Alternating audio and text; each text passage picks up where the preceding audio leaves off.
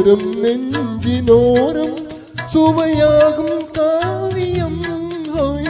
ஓரம் நெஞ்சினோரம் சுவையாகும் காவியம். ஒரு மாலை நேரம் மன்னா உந்தன் மாறில் ஆடும் மாலை நானே.